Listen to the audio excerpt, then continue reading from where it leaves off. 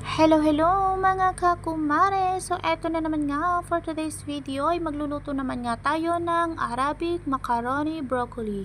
Dahil nga Ramadan ngayon mga mari ko, kaya naman ay naisipan kong magluto ng macaroni.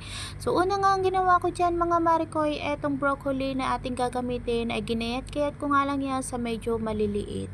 After nga yan mga mari ko, set aside ko nga lang yan at eto nga naglaga na nga ako dyan ng pasta. Nilagyan ko nga lang yan ng konting asin mga mari ko para naman may lasa yung pasta natin.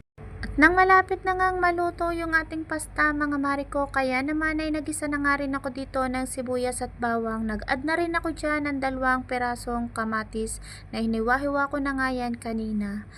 Hinalo-halo ko nga lang yan dyan mga mari ko, pinakulaan ko ng konti at nag-add na rin ako dito ng tomato paste. Minix ko nga lang yan dyan mga mari ko hanggang maluto na yung ating kamatis at eto nga naging juicy na yung ating kamatis, kaya naman nilagay ko na nga rin itong beef giniling dito sa gilid. Igigisa ko nga lang yan diyan mga mari ko ng ilang minuto at nung okay na nga yung ating beef giniling ay ihahalo ko na nga yan dyan sa tomato sauce. At kung nakaabot ka nga hanggang dito sa video ito mga mari ko, ay please follow, like, and share para naman updated ka pa sa mga susunod nating video. Okay na nga yan mga mari ko, kaya naman nag-add na nga rin ako dyan ng asin at ng durog na paminta.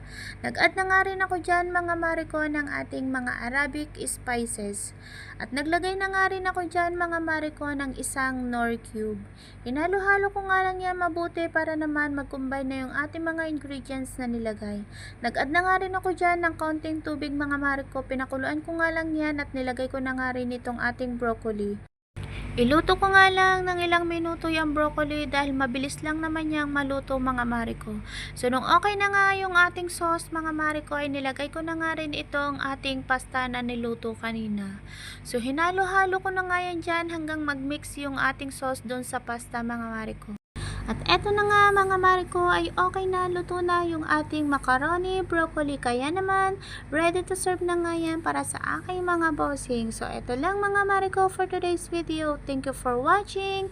Bye bye!